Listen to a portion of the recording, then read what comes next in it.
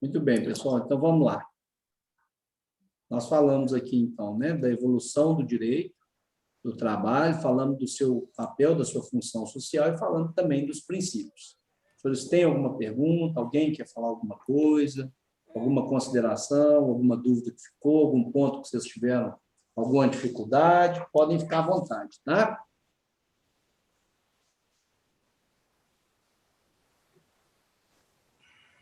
Brenda? Professor, Fala, Patrick. você falou que igual se eu entrar com uma ação na justiça requerendo alguma questão trabalhista, eu tenho que provar que eu realmente tenho direito a aquele meu pedido? Sim, é o seguinte, olha só, existe um mito, e é um mito, de que na justiça do trabalho o empregado sempre ganha, o empregado sempre tem razão. Isso não é verdade. Desde 1988, a gente utiliza no direito brasileiro uma figura chamada de ônus da prova. E a CLT recepciona isso. Significa dizer o seguinte: há uma previsão legal que quem vai à justiça e alega alguma coisa tem que fazer prova daquilo que alega.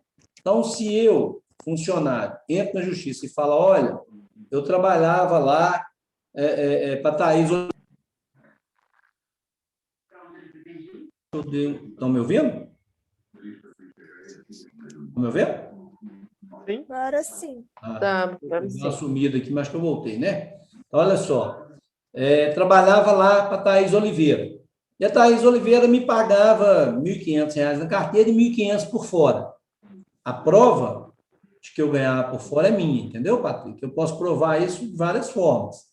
Posso provar por testemunha, posso provar por cópia de documento, posso provar por depósito bancário, né? Posso provar através da demonstração da circulação financeira de valores, por exemplo, da empresa para mim, transferência, etc. Posso provar através de algum documento que a empresa emita, como tem gente que pede, por exemplo, faz aqui para minha declaração, eu estou tentando financiar um apartamento, como eu ganho 3 mil por mês, Thaís, só porque eu quero financiar apartamento. O cara guarda a declaração, depois usa na Justiça do Trabalho, por exemplo, entendeu? Então, em regra, o normal é o seguinte, quem alega tem que fazer a prova. Se eu vou à justiça e falo, olha, eu ganhava por fora, a Thaís vai e se defende, olha, ele não ganhava por fora, meu papel no processo é provar que ganhava por fora, o papel dela é provar que não tinha pagamento por fora, entendeu? E assim sucessivamente. Se eu falar, por exemplo, assim, olha, eu trabalhava lá para a Thaís, e trabalhando para a Thaís, ela me pagava uma comissão. E ela fala, não, nunca teve comissão. Ele recebia só o salário, sem comissão, né? Eu vou ter que tentar fazer prova de que eu recebia aquela comissão, quanto que era a comissão e tal. Ela, por sua vez, vai tentar fazer prova de que não existia comissão, e assim vai. Eu vou falar que eu fazia hora extra. Eu vou ter que dar um jeito de demonstrar hora extra, o horário que eu trabalhava além do normal. Ela, por sua vez, vai tentar dizer que não tinha hora extra, vai negar, vai tentar juntar cartão de ponto, fazer uma prova qualquer, como a hora extra não existia, entendeu? E assim vai. Perfeito? Não entendi perfeitamente, porque eu já vi algumas pessoas falando que poderia ocorrer do ônus ser sempre da empresa. Tipo, a empresa teria que provar que aquilo realmente não ocorreu. Olha só, Patrick, eu entendi, mas não é assim, essa não é a regra geral, não. Existem situações em que pode haver inversão do ônus da prova, uma questão de processo, tá? Mas não é o normal. O normal é quem alega prova. A regra no direito é sempre essa. Se você alega, você tem que provar.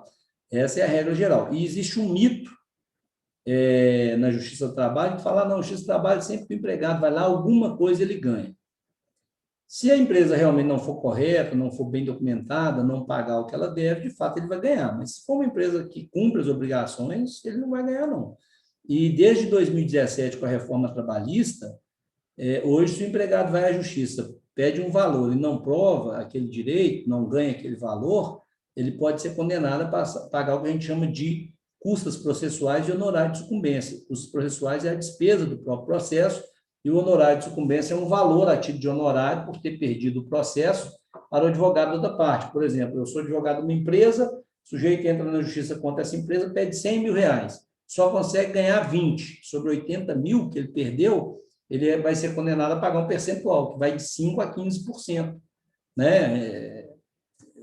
A título de exemplo, sem falar nome, por uma questão de ética, a gente tem um exemplo aqui no escritório que é clássico. Olha só, o sujeito entrou contra uma empresa que a gente trabalha para ela, alegando um monte de direito que ele teria, e pediu lá quase 300 mil reais. Depois que o processo foi julgado e apurou-se os valores que ele pediu, deu algo em torno de 90 mil reais.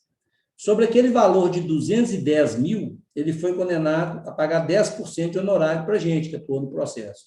Então, dos 90 mil que ele ganhou, ele sofreu desconto de 12% do INSS. Então, já caiu para 79 mil, mais ou menos. Sofreu desconto de imposto de renda, né, que foi quase 25 mil reais. Então, já caiu o valor que ele tinha para receber para coisa aí de 54, 55 mil reais. Descontou 21 mil a título de honorário para a gente, né? Então, já caiu aí a 34 mil. E ele Nossa. tinha uma combinação com o advogado dele de 30% de honorário que ele ganhasse. Como ele ganhou 90, o advogado dele levou 27. Moral da história, tá? Resumindo, o cara saiu do processo com coisa de 8 mil reais, entendeu? Ele entrou com o processo, ganhou 90 e levou 8 mil. Então, a Justiça do Trabalho, ela mudou muito. Já não é verdade mais essas falas. Ah, não, o empregado vai na Justiça e ganha tudo. Ah, não, lá na Justiça do Trabalho, o empregado falou, aquilo ali e tal. Isso aí, geralmente, é discurso de empresa que... como é que eu vou falar, hein? Sem ser mal interpretado. Ou que não cumpre as suas obrigações, vamos falar assim, né, da forma correta, ou que não tem uma boa assessoria jurídica. Né? Professor, Perfeito. e quando eu tenho um funcionário na empresa, esse funcionário foi demitido. Aí vem uma outra pessoa dentro da empresa mesmo assumir o cargo desse funcionário. Eu posso admitir esse funcionário aliás, fazer a transição dele para outra profissão com um valor mais baixo do que o salário que estava sendo aplicado para aquela pessoa que foi demitida? Tá, vamos lá. Mas não que foi mandado embora. Você está falando em não readmitir o que foi mandado embora, né? Você está falando de pegar uma pessoa e passar para o lugar dele, promover. Sim, sim. Mas se não for concomitante, sim, se não tiver, por exemplo, vou tentar desenhar aqui, tá, Renato? Tá. Você me manda embora. Eu era seu gerente, você me mandou embora. Beleza? Eu ganhava 10 mil, ok?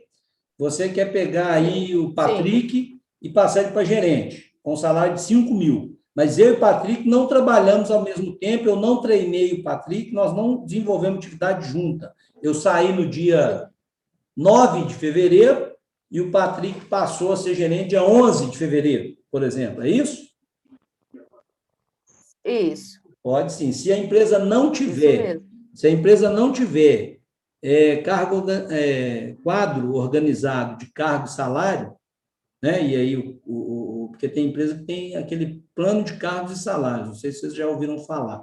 Se a empresa tiver, e no plano de cargos e salário, tiver atribuição de salário específico para o gerente, você tem que pagar o salário do plano de cargos e salário, ok? Se a convenção coletiva estabelecer salário específico, você tem que pagar o da convenção coletiva. Caso contrário, nesse exemplo, se eu e o Patrick não trabalhamos juntos, se eu não treinei a ele, se nós não estivemos na função ao mesmo tempo, você pode pôr o salário que você quiser para ele.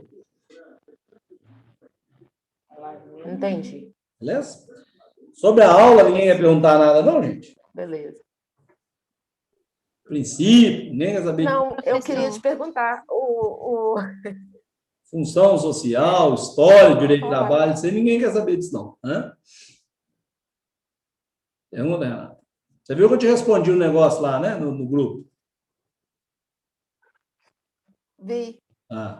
Eu queria saber a respeito do seguinte: CLT é só no Brasil? Regime de CLT só no Brasil? Não, a CLT é uma lei trabalhista brasileira, beleza? Mas o regime de direito trabalhista, ele existe no mundo inteiro. É outro discurso, assim, desonesto. Quem fala assim, nos Estados Unidos não existe lei trabalhista. É uma inverdade, isso é mentira, ok?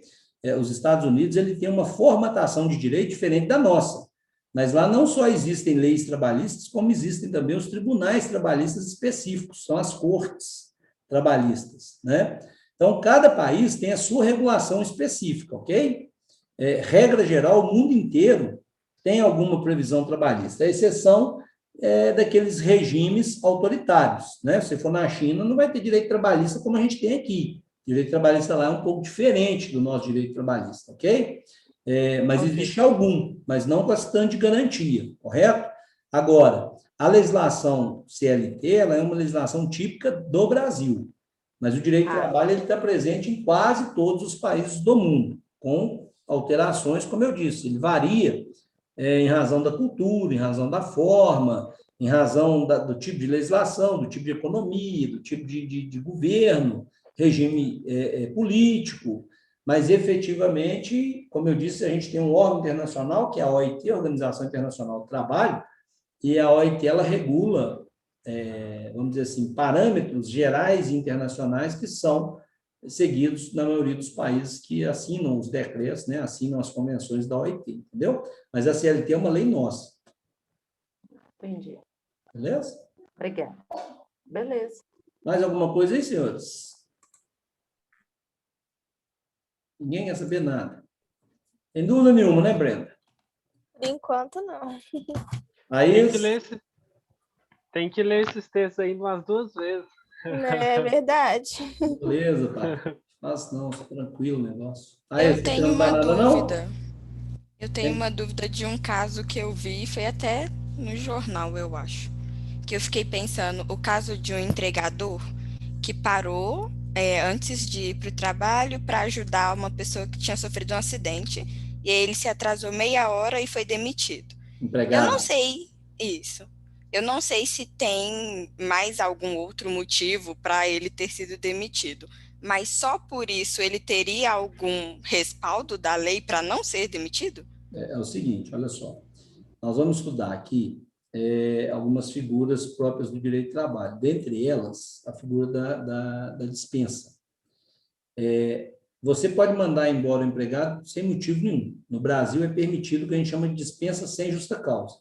Ah, por que o José foi mandado embora da empresa? Não tem porquê, não precisa explicar porquê. Ele simplesmente foi mandado embora. E o patrão, o empregador, ele tem direito de mandar embora. Aí eu vou pegar a sua pergunta aqui, Thaís, e vou jogar dentro dos princípios, tá? Ó, quando a gente fala aqui daquele princípio da continuidade da relação do vínculo empregatício, princípio da continuidade do vínculo empregatício, é exatamente isso. Se você quer mandar alguém embora, você nem precisa ter motivo. Só que você paga por isso. Por que você paga por isso? Além do 13º, além das férias mais um terço, você vai pagar empregador, patrão, beleza? Aviso prévio indenizado, se você não quiser que o cara cumpra. Você vai pagar 40% sobre o fundo de garantia dele.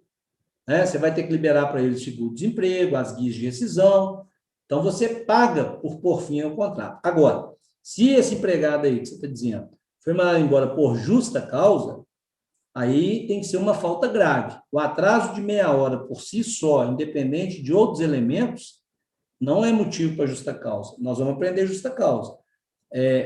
Para que ele fosse mandado embora numa situação dessa, teria que ser um empregado que reiteradamente atrasa, já teria que ter atrasado outras vezes para ser mandado por justa causa, ok? Mas nós vamos aprender os critérios da justa causa. A ideia da justa causa é que você pode mandar o empregado embora quando ele descumpre a obrigação do contrato de trabalho. Então, se ele atrasa sempre, se ele já tomou advertência, já foi suspenso, continua atrasando, você pode dar nele uma justa causa.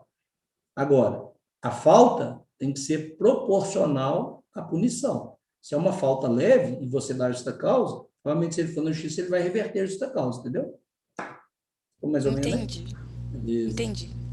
E nesse Nara, caso quer eles não perguntar? falaram mais nada, né? Então. Quer perguntar, Jocinara, alguma coisa? Não? Não, professor. Júlia?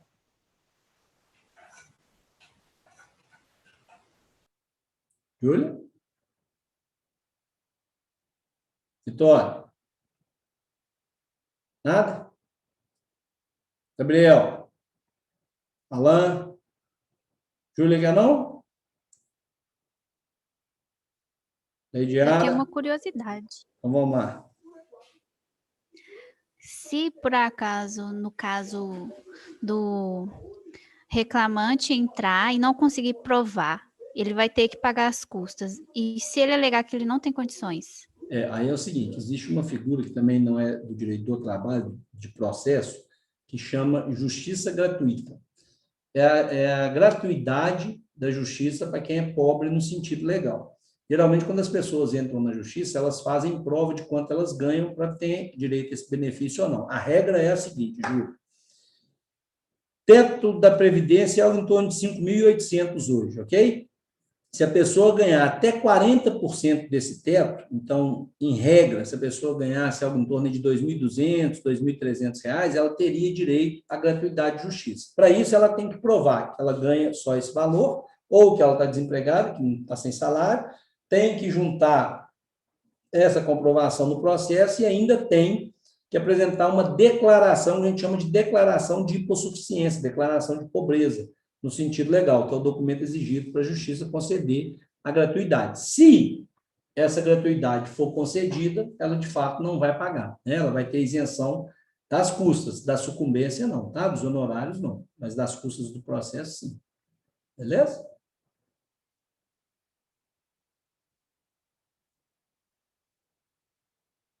Gerson, Patrick, Leidiado, ninguém ia perguntar mais nada não?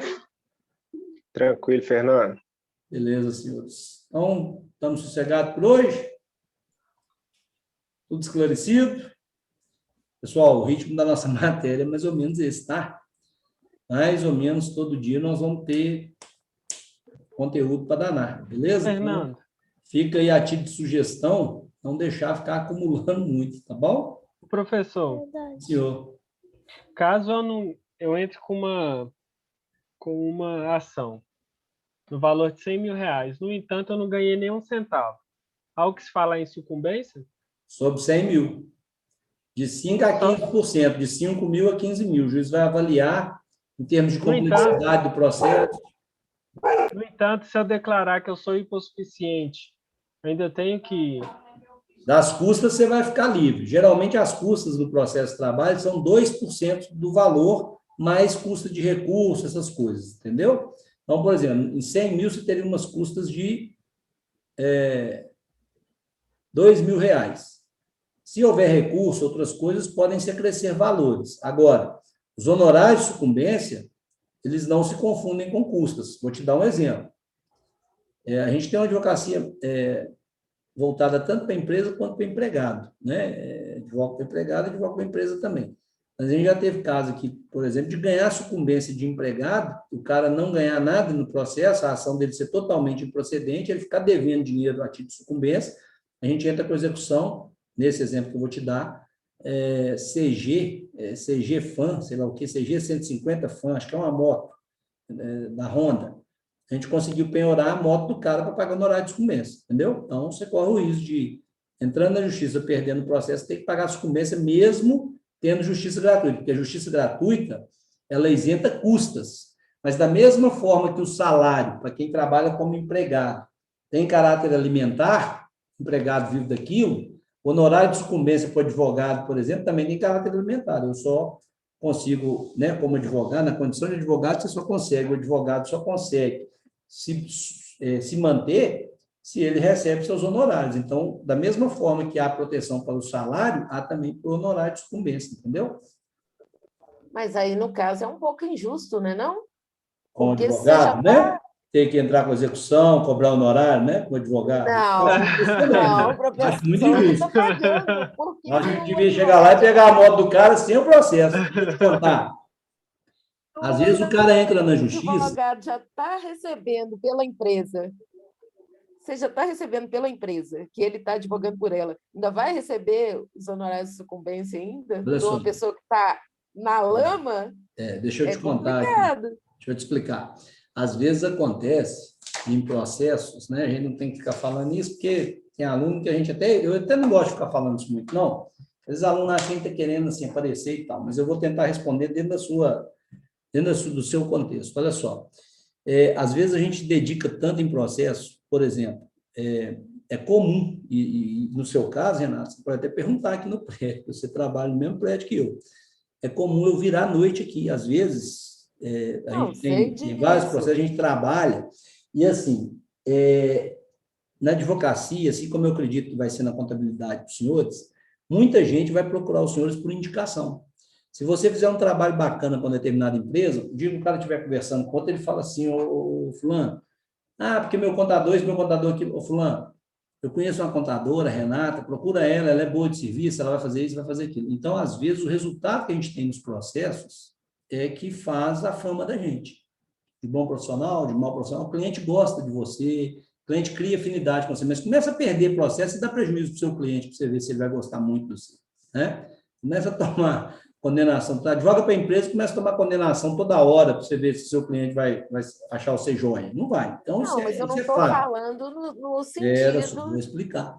Então, às vezes, o que acontece? O honorário de sucumbência, ele tem uma finalidade de premiação daquele que mostra na justiça a verdade dos fatos, porque a justiça, em tese, ela não quer que se tenham demandas aventureiras ou demandas infundadas, ou que seja utilizada a justiça como uma forma de meio de ganho, né, indevido e de enriquecimento ilícito.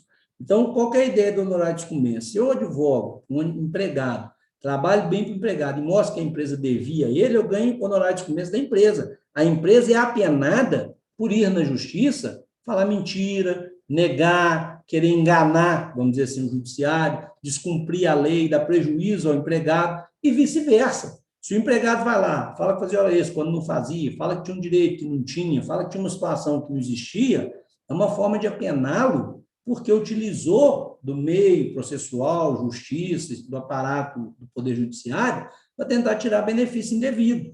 Então, a ideia é, literalmente, premiar aquele que, vamos dizer assim, melhor, né, atua dentro do processo em busca da verdade, e punir aquele que tenta utilizar a máquina do judiciário de forma indevida. Então, não por corporativismo, porque quem me conhece sabe que eu não tenho esse problema, mas por uma questão de finalidade.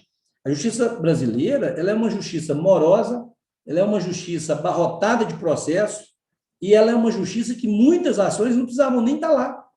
No fundo, nem era para estar lá. E isso atrapalha a vida de muita gente, porque tem gente que depende da justiça para as coisas sérias. Eu estou com um caso aqui, por exemplo, de um senhor de 92 anos, que desde dezembro eu estou esperando um despacho do juiz. Cheguei ao ponto de parar no plantão para ver se o juiz despachava, e o juiz não despacha, porque meu processo está na fila de prioridades, tem outras prioridades. Desde dezembro, o cara tem 92 anos, qualquer hora o cara vai morrer, vai falecer. Então, infelizmente, isso é uma ideia de que você não deve buscar uma aventura judicial sob pena de se aventurar e pagar por isso. Então, eu penso que é mera consequência como responsabilização da escolha que você fez. Então, realmente, eu não acho que é ruim, não. Eu acho até que é pouco, se você quer saber. Porque se você entra com uma ação que você não tem razão, se você é condenado em 10 mil reais, igual o Patrick falou, você vai lá e pede 100 mil que você não tem direito. Porque se você tem direito, você vai ganhar. Agora, se você não tem direito e perde 100 mil, mas aqui... 10 mil é pouco, você tinha que perder, você tinha que ganhar 30 mil. É isso que você tinha que fazer, entendeu? É a minha opinião, claro, é uma opinião. Deixa eu te falar, numa outra situação, não foi situação de empregado e funcionário, mas aconteceu uma situação comigo aqui na minha casa, que foi até o doutor Alan que olhou para mim essa situação. A minha irmã entrou com um processo contra o proprietário de uma tia minha falecida, usando o nome da minha mãe. Se eu não entrasse no meio da situação, ele poderia reverter o processo se ele tivesse sido citado, porque eu cheguei antes dele ser citado no processo, se ele tivesse sido citado, ele ia reverter a causa em favor dele e eu teria que pagar a causa e os honorários de sucumbência sem ter sido eu que provoquei a situação. Renata, aí você foi lá na justiça, provou que você estava certo e ganhou. Então, sabe o que acontece? Tinha uma frase, né? Tem até uma música não sei se é do Bezerra da Silva, que virou gíria, que fala assim, camarão que dorme, a onda leva. Aí é o seguinte, o direito ele não socorre os que dormem. As pessoas podem procurar a justiça com ações injustas, como essa que você está contando aí. Aí você vai lá, se defende, prova que está errado, quem perde, quem tem que pagar é a pessoa. Então, eu tenho certeza que ele perder no processo, ele teve que pagar. Se ele não teve por algum motivo, tem como correr atrás, mas o que eu quero dizer é o seguinte, pensa no honorário de sucumbência como uma punição para quem busca o judiciário de forma indevida. Isso é que é o ponto. É um apenamento, além de ser uma premiação no sentido de mérito para aquele que consegue demonstrar a injustiça e a verdade da situação. Então, se você, Sim, mas esse é o fundamento, entendeu? Nessa situação, ela alegou que ela tinha Entendi, mas olha só, é claro que... caso, o que ela fez? Ela Renato, foi lá e pediu olha danos só, morais. Renato, eu entendi. Mas tem Sim. casos e casos. O que eu estou querendo dizer é o seguinte: se ela procurou indevidamente a justiça e perdeu, ela vai ser punida. É esse o fato. Se você procura a justiça de forma indevida, você tem que ser punido por isso. A ideia dos honorários de sucumbência é essa, entendeu? Pode ter distorção? Pode ter distorção. Mas o que fundamenta a regra é essa, entendeu? Entendi. Lembra? Mas, no caso, quem seria punido seria minha mãe. E aí, como que eu Se reverti? sua mãe não se defendesse. Se ela não se Mas minha defendesse. mãe está com 85 anos. Sim, mas veja bem, se ela não é interditada pelo direito, ela responde. O problema, Renato, é que se você for discutir caráter, critério de justiça em lei, você vai sofrer muito, porque quem faz lei não é advogado, não é juiz, não é promotor. Isso talvez seja um problema. Quem faz lei é o tiririca, é o deputado estadual, é o vereador, é o deputado federal. Não estou falando mal deles, mas às vezes o cara Eu sei. não tem conhecimento e faz lei. E nós temos que seguir essas leis. Agora, são questões diferentes. Se a lei é justa ou não é justa, é uma outra discussão. Mas é a lei, ela tem que ser seguida. E quem faz lei não é geralmente uma pessoa que tem aquele entendimento aprofundado sobre lei. Então, isso aí, distorção, a gente sabe que existe. Mas agora, a discussão não é bem se a lei é justa ou é injusta. A discussão é lei. Agora, você tem a oportunidade de mostrar a melhor forma de aplicar a lei. Aí o honorário de sucumbência entra como prêmio para aquele que conseguir, entendeu? Entendi. Mas não pode achar ruim pagar advogado, não, tá, filho? Como é que você... Eu estou com 5 meninos aqui, você está doido? Ué, 5 meninos para cuidar, eu sou preocupado. Não, mas não. eu queria Você que tem assim, que falar que é o meu 40%, esposo- 50%, que 10% é pouco, tá? Não, eu sei que tem gente Tô que brincando, pode tá, Renato? pagar isso, que muitas Brincando, vezes viu? fala que não pode, pode. Mas eu É, falo assim, deveria ser um valor justo para quem não tem como pagar, entendeu? mas existem É esse o caminhos ponto. para quem não tem como pagar também não ser condenado, né? Aí também a pessoa tem que fazer a parte dela, mas tudo bem. Eu entendo o que você está falando, tá? Tá. Isso é uma discussão para uma outra aula. Senhores, mais alguma coisa aí? Em relação à matéria, aqui, ó, direito do trabalho, hã? Nada? Não, Então, professor, para mim obrigado. tá perfeito. Aquele abraço, Está todo Luiz. mundo indignado com o seu honorário de sucumbência e ninguém fala nada, né? Não. Só eu. Ah, Né? Tá todo mundo feliz com isso aqui. Tá todo mundo... A hora que a gente terminar esse curso de contábeis, nós vamos fazer um curso de direito, tá bom? Aí vocês vão juntar as duas coisas, vão ganhar dos dois lados, tá? Aí eu vou querer meus honorários de sucumbência também. Isso aí. Mas você tem que Pode merecer ficar os honorários de sucumbência, viu? Bem merecido. Pode ser na Tem próxima que merecer, senão não ganha não, filho, tá? Abraço para Ok, vocês. professor. Com Boa Deus. noite. Ok. boa Beijo todo noite. mundo aí, tá? Boa noite, com Valeu, Deus. Fernando. Boa noite, cara.